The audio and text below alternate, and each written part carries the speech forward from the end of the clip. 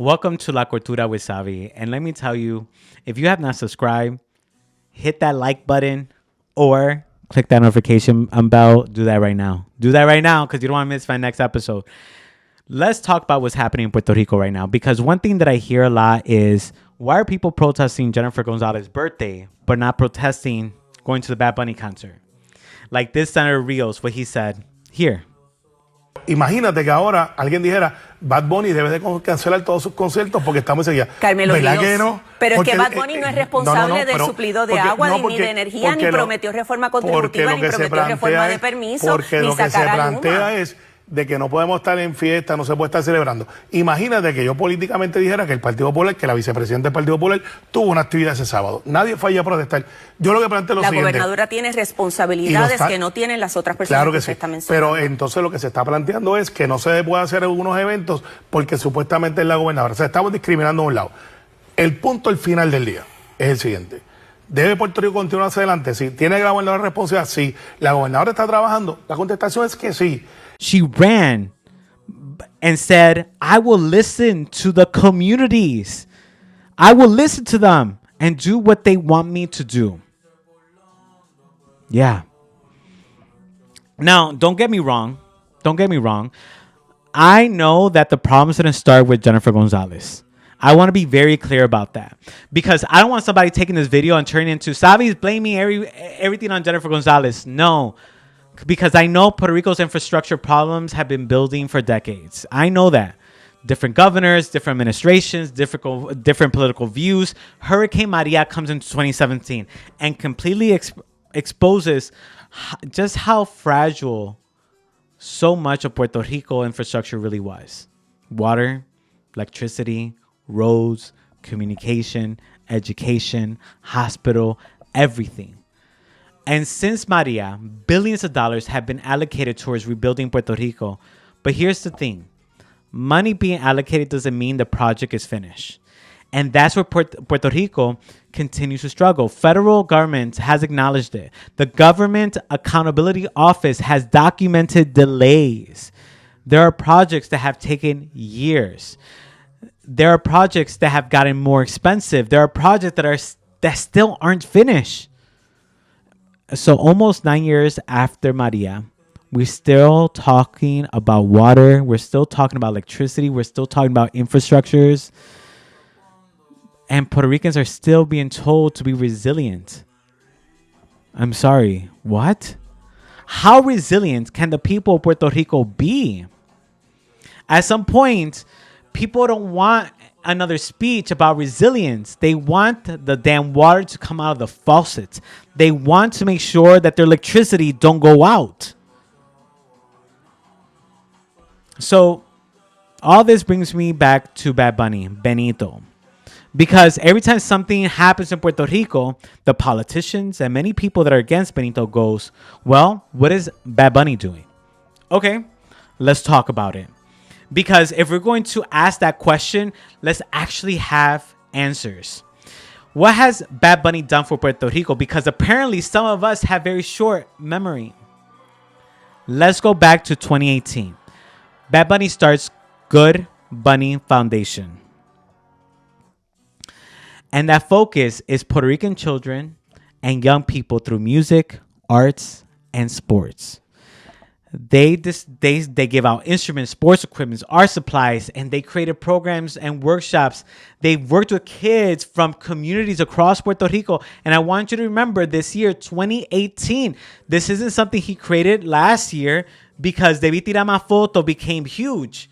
He's been doing this, right? So 2018. And Debí Tirar Más Fotos just came out a few years ago. Then 2019 happens, right? And if you're Puerto Rican, you remember the summer of 2019. Ricky Renuncia. Those Telegram chats come out. People are furious. Puerto Ricans taking over the streets demanding Governor Ricardo Rosselló resign. And where was Bad Bunny? Where was he? He was there. Bad Bunny, Ricky Martin, and Residente. And hundreds and thousands of Puerto Ricans. But Bad Bunny understood something. He had a platform. And he used it. He stopped what he was doing. He went home. He protested. He spoke publicly. He worked with Residente and Ile. And when somebody said celebrities need to use their platform, okay, he did. Then we get to 2022.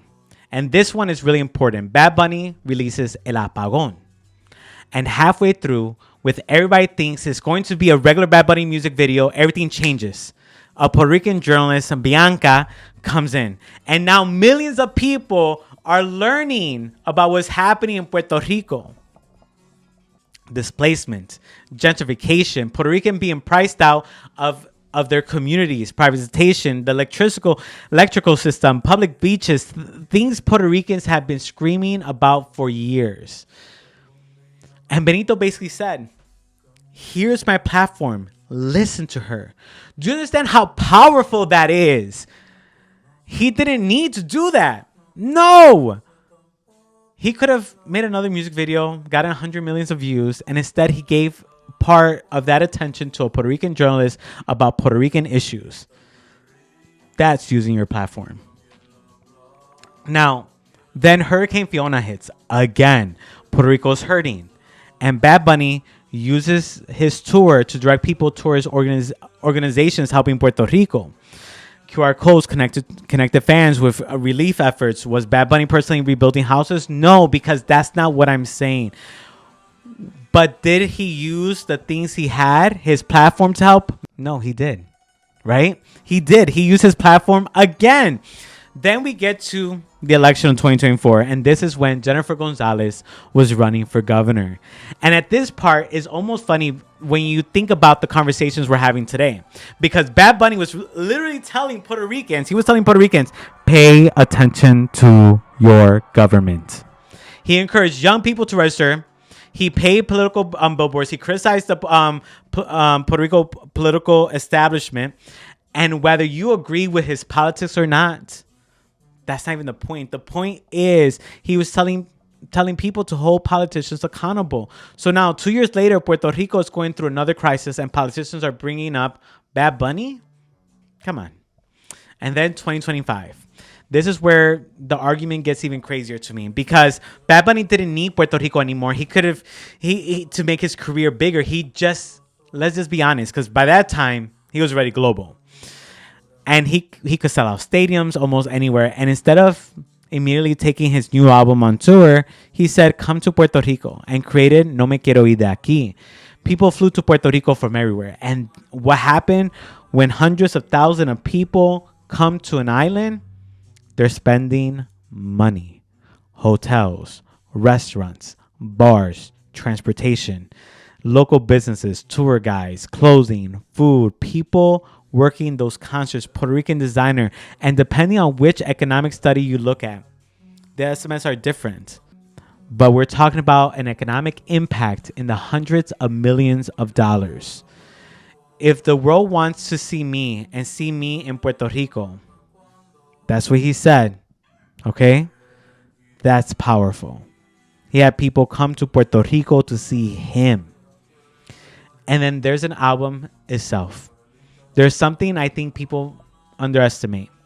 Bad Bunny could have almost made a commercial album, the same trap, reggaeton.